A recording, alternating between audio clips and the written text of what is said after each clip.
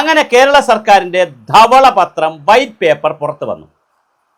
White paper മേശപ്പുറത്ത് വയ്ക്കാനായി V D Satheesan എഴിച്ചപ്പോൾ തന്നെ ലേ ചെയ്യുക എന്ന് പറഞ്ഞാൽ ലേ ഡൗൺ എന്ന് പറഞ്ഞാൽ വയ്ക്കുക എന്നുള്ള അർത്ഥത്തിലാണ്. അപ്പോൾ വൈറ്റ് പേപ്പർ ലേ ചെയ്യുക എന്ന പ്രോസസ്സ് ആരംഭിക്കാനായിട്ട് എണിച്ചപ്പോൾ തന്നെ ഒബ്ജക്ഷനുമായി ബാലഗോപാൽ എണീറ്റു, പഴയ ധനമന്ത്രി.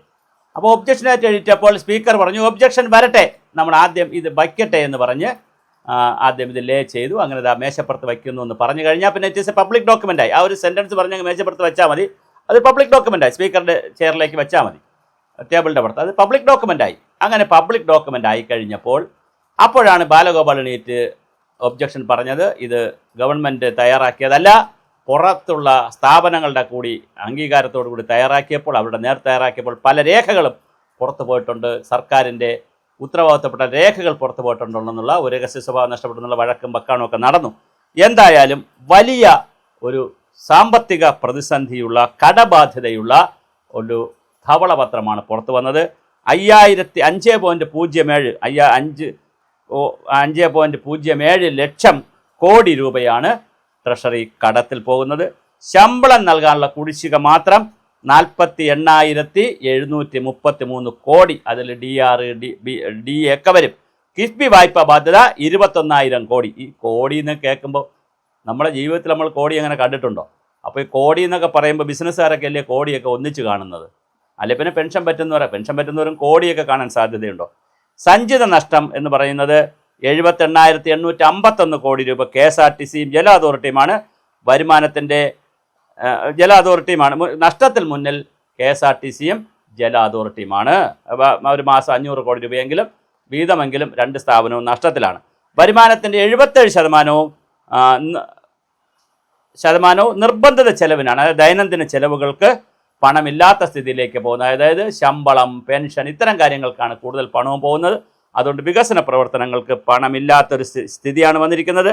ധവളപത്രം വി ഡി സതീശൻ നിയമസഭയുടെ മേശപ്പുറത്ത് വെച്ചു. വിയോജനക്കുറിപ്പുമായി ഞാൻ നേരത്തെ സൂചിപ്പിച്ചു എണീറ്റു. പക്ഷേ എങ്കിലും അത് തള്ളിക്കൊണ്ട് നടപടിക്രമങ്ങൾ ലംഘിച്ചിട്ടില്ലെന്ന് പറഞ്ഞ് ധവളപത്രം വീണ്ടും തയ്യാറാക്കിയ ധനകാര്യ വകുപ്പിൻ്റെ നേതൃത്വത്തിൽ തന്നെയാണ് ജ്യോതിലാൽ IAS എന്ന് പറയുന്ന വളരെ സീനിയറായിട്ടുള്ള പ്രഗത്ഭനായിട്ടുള്ള അഡീഷണൽ ചീഫ് സെക്രട്ടറി ആയിരുന്നു കൺവീനർ. അപ്പോൾ ഇത് ഗവൺമെൻറ് തന്നെ ചെയ്തതാണ് എന്നുള്ളതാണ്. ആസൂത്രണ കമ്മീഷൻ്റെ മുൻ അധ്യക്ഷനായിട്ടുള്ള ഡോക്ടർ KM ചന്ദ്രശേഖരൻ അധ്യക്ഷനായിട്ടുള്ള സമിതിയാണ് തയ്യാറാക്കിയത്. അതുകൊണ്ട് വളരെ പ്രധാനപ്പെട്ടൊരു റിപ്പോർട്ടാണിത്. ഇതിനകത്ത് കുറേയധികം തീരുമാനങ്ങൾ വന്നിട്ടുണ്ട്, രസകരമായ തീരുമാനങ്ങളുണ്ട്. അതായത് കുറേ പരിഷ്കാരങ്ങളും പറഞ്ഞിട്ടുണ്ട്. ഒന്നാമത്തെ പരിഷ്കാരമായി പറയുന്നത് പെൻഷൻ പ്രായം കൂട്ടണം. പെൻഷൻ പ്രായം 57, 58 വർഷം പറയുന്നുണ്ടെന്നറിയില്ല, അതിൻ്റെ പൂർണ്ണമായ വിവരം പുറത്തു വരണം. എന്തായാലും പെൻഷൻ പ്രായം കൂട്ടണം, ഒന്നാമത്തെ നിർദ്ദേശം. രണ്ടാമത്തെ നിർദ്ദേശം പെൻഷൻ 10 വർഷത്തിലൊരിക്കൽ പരിഷ്കരണം നടത്തിയാൽ മതി. പെൻഷനല്ല, ഈ ശമ്പള പരിഷ്കരണം 10 വർഷത്തിലൊരിക്കൽ നടത്തിയാൽ മതി. കേന്ദ്ര ഗവൺമെൻറ് അങ്ങനെയാണ് ചെയ്യുന്നത്. അതുകൊണ്ട് 10 വർഷത്തിലൊരിക്കൽ നടത്തിയാൽ മതി. അതുപോലെ തന്നെ സപ്ലൈകോ, ബെഡ്കോ പോലുള്ള കോർപ്പറേഷനുകൾ ഒറ്റ സിംഗിൾ കോർപ്പറേഷനാക്കി മാറ്റണം. ക്ഷേമനിധി ബോർഡുകൾ, ഇത്രയും ക്ഷേമനിധി ബോർഡുകളുടെ ആവശ്യമില്ല. അത് സിംഗിൾ ക്ഷേമനിധി ബോർഡുകളെ കോമൺ ആയിട്ടുള്ള ക്ഷേമനിധി ബോർഡ് എന്നുള്ള പേരിൽ കോമൺ ക്ഷേമനിധി ബോർഡാക്കി മാറ്റുക. അപ്പോൾ പിന്നെ PSCയുടെ നമ്പർ കുറയ്ക്കുന്നതിൽ പറയുന്നില്ല, പക്ഷേ എങ്കിലും ആ ഒരു ചർച്ചയും കേരളത്തിൽ കറങ്ങുന്നുണ്ട്. ഒരുപാട് കാര്യങ്ങൾ, ഇത്തരത്തിലുള്ള മനോഹരമായ ഒരുപാട് നിർദ്ദേശങ്ങളാണ് പറയുന്നത്. പിന്നെ ചെലവിനം ചുരുക്കുന്നതിനുള്ള ചില കാര്യങ്ങൾ പറയുന്നു. 3 വർഷം, അതിപ്പോൾ നേരത്തെ തന്നെ സർക്കാർ ചില തീരുമാനങ്ങൾ എടുത്തു. പേഴ്സണൽ സ്റ്റാഫിൽ, മന്ത്രിമാരുടെ പേഴ്സണൽ സ്റ്റാഫിലുള്ളവർക്ക് 2 വർഷം പോരാ, 4 വർഷം വേണം എന്നൊരു തീരുമാനമെടുത്തു. അങ്ങനെ പല പല തീരുമാനങ്ങളും എടുത്തു വരുന്നുണ്ട്. എന്തായാലും വളരെ വലിയ തീരുമാനങ്ങളാണ് എടുക്കുന്നത്. ധവളപത്രം പുറത്തു വന്നതോടുകൂടി പ്രതിപക്ഷം പറയുന്നത് ഇത് ധവളപത്രമല്ല, തവളപത്രമാണ്, ഇത് ചാടിക്കളിക്കുന്നൊരു തവളപത്രമാണ്, അതുകൊണ്ട് ഞങ്ങൾ ഒറിജിനൽ ധവളപത്രം ഞങ്ങൾ ഇറക്കുമെന്ന് പറയുന്നു. 6,000 കോടി രൂപ വരെ ബാലൻസ് വെച്ചിട്ടാണ് കഴിഞ്ഞ ഗവൺമെൻറ് പോയി എന്നാണ് കഴിഞ്ഞ ഗവൺമെൻറ് അവകാശപ്പെടുന്നത്. പക്ഷേ 6,000 കോടി രൂപയിൽ ചില കള്ളക്കളികളുണ്ട്. അതായത് 3,600 മുതൽ 4,000 കോടി രൂപ വരെ മൂന്നാം ഗഡു പഞ്ചായത്ത് രാജ് സ്ഥാപനങ്ങൾക്ക് കഴിഞ്ഞ സീസണിൽ കൊടുക്കണമായിരുന്നു, മാർച്ച് മാസത്തിന് മുമ്പ്. അത് കൊടുത്തില്ലായിരുന്നു. ചരിത്രത്തിൽ ആദ്യമായിട്ടാണ് പഞ്ചായത്ത് രാജ് സ്ഥാപനങ്ങൾക്ക് പണം കൊടുക്കാത്ത സാഹചര്യം വന്നത്. ആനുവൽ മെയിൻ്റനൻസ് 10 പ്രാവശ്യമായിട്ട് കൊടുക്കുന്നത് 9-10 പ്രാവശ്യത്തെ മെയിൻ്റനൻസ് ഫെബ്രുവരി, മാർച്ച്, ഏപ്രിൽ മാസങ്ങളിൽ കിട്ടേണ്ടത് കൊടുത്തിട്ടില്ല. അതുകൊണ്ടാണ് പഞ്ചായത്തുകളിലൊക്കെ ഈ ആനുവൽ മെയിൻ്റനൻസ് ഗ്രാൻറ്റ് കിട്ടാത്തതുകൊണ്ട് വലിയ പ്രതിസന്ധിയായിരുന്നു. അപ്പോൾ annual maintenance grant, special purpose grant, അതുപോലെ തന്നെ ഈ മൂന്നാം ഗഡു ഇത്തരം തുകകളൊന്നും കൊടുത്തിട്ടില്ലായിരുന്നു. അതിന് സ്പെഷ്യൽ പർപ്പസ് ഗ്രാൻറ്റും പിന്നെ മെയിൻ്റനൻസ് ഗ്രാൻറ്റുമൊക്കെ നേരത്തെയും മുടങ്ങിയിട്ടുണ്ട്, അത് കൊടുക്കുന്നതായിരുന്നു. അതേസമയം നാളിതുവരെ പഞ്ചായത്ത് രാജ് സംവിധാനം കേരളത്തിൽ തുടങ്ങിയതിന് ശേഷം നാളിതുവരെ മൂന്നാം ഗഡു 3 ഗഡുക്കളായിട്ടാണ് ഒരു വർഷം കൊടുക്കുന്നത്.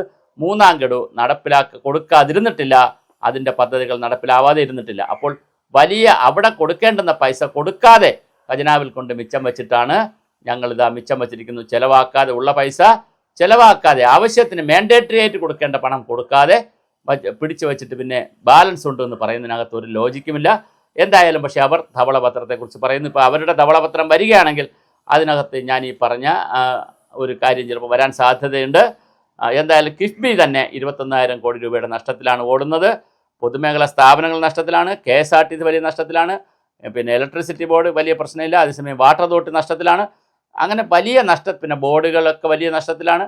ക്ഷേമനിധികൾ പലതും സർക്കാരിൻ്റെ സഹായത്താലും സർക്കാരിൻ്റെ സഹായമില്ലാതെ നിൽക്കുന്ന ക്ഷേമനിധി ബോർഡുകളുണ്ട്, അതെല്ലാം പ്രതിസന്ധിയിലാണ്. അപ്പോൾ ഈ പ്രതിസന്ധികളെ മാറ്റുന്നതിന് വേണ്ടി ശക്തമായ ഫിസ്ക്കൽ പോളിസീസ്, ധനകാര്യ നയം, ധനനയം, ദുർവ്യയം ഒഴിവാക്കിക്കൊണ്ടുള്ള മിതവ്യയം പാലിക്കുന്നതിനുള്ള ധനനയം വരും എന്നാണ് കേൾക്കുന്നത്.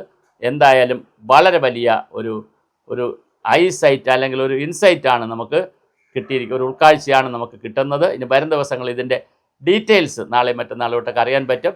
അപ്പോൾ തീർച്ചയായിട്ടും നമുക്കതും വീഡിയോ ചെയ്യാനും വളരെ പ്രധാനപ്പെട്ട ഒരു മേഖലയാണിത്. ധവളപത്രം വൈറ്റ് പേപ്പർ പുറത്തു വന്നിരിക്കുകയാണ്. അതിനകത്ത് വൈറ്റ് പേപ്പറിനകത്ത് ഈ പറഞ്ഞ പോലെ വരുമാനം എത്ര, ചിലവെത്ര, ബാധ്യത എത്ര എന്ന് നോക്കുമ്പോഴാണ് വളരെ രസകരം. കുറഞ്ഞ വരുമാനം, വലിയ ചിലവ്, വളരെ വലിയ ബാധ്യത എന്നുള്ളതാണ് നമ്മുടെ കേരളത്തിലെ ധനകാര്യ വകുപ്പിൻ്റെ ഒരു പാഠം. അത് തോമസ് ഐസക്കിനെ പോലെയുള്ള എക്കണോമിസ്റ്റ് പഠിച്ചിട്ടുണ്ടെന്ന് പറഞ്ഞവരിരുന്നു. അല്ലാതെ ബാലഗോപാലും, ഇത് എക്കണോമിസ്റ്റ് പഠിച്ചിട്ടില്ലാത്ത ബാലഗോപാലും അവിടെ ധനമന്ത്രിയായിരുന്നു. ആരിരുന്നിട്ടും കാര്യമില്ല. ശങ്കരൻ പിന്നെയും തെങ്ങിൽ തന്നെ ഇങ്ങനെയൊക്കെ പോകാൻ കഴിയുകയുള്ളൂ. നമുക്ക് ടാക്സ് പിരിച്ചെടുക്കാനോ പുതിയ ടാക്സ് ഏർപ്പെടുത്താനോ അത്തരത്തിലുള്ള ഒരു കാര്യത്തെക്കുറിച്ചും ചിന്തിക്കാൻ കഴിയില്ല. അതുകൊണ്ട് തന്നെ നമുക്കിങ്ങനെയൊക്കെ പോകാൻ കഴിയൂ. കിട്ടുന്നതിൻ്റെ 77% സർക്കാർ ഉദ്യോഗസ്ഥർ കൊടുക്കുന്നു. അത് അൺസ്റ്റേബിൾ ഫണ്ടാണ്, അല്ലെങ്കിൽ മറ്റ് വികസന പ്രവർത്തനങ്ങൾ കിട്ടുന്നില്ല. വികസന പ്രവർത്തനങ്ങൾക്ക് നമ്മൾ നക്കാപ്പിച്ച കടമെടുത്തും വായ്പയെടുത്തും വേറെ ചെയ്യും. അതിൻ്റെ ദുരന്തങ്ങൾ വളരെ വലുതാണ്. അപ്പോൾ ഇതെല്ലാം പൊളിച്ചെഴുതാനുള്ള ചില ശ്രമങ്ങൾ കേരളത്തിൽ നടക്കുന്നു. അത് അഭിനന്ദനാർഹമാണ്. പക്ഷേ ഏത് ലെവൽ വരെ നമുക്ക് പോകാൻ പറ്റും എന്നുള്ളതിൽ ഇപ്പോൾ പൊളിറ്റിക്കലായി ഒരു ഉത്തരവും നമ്മുടെ മുന്നിലില്ല.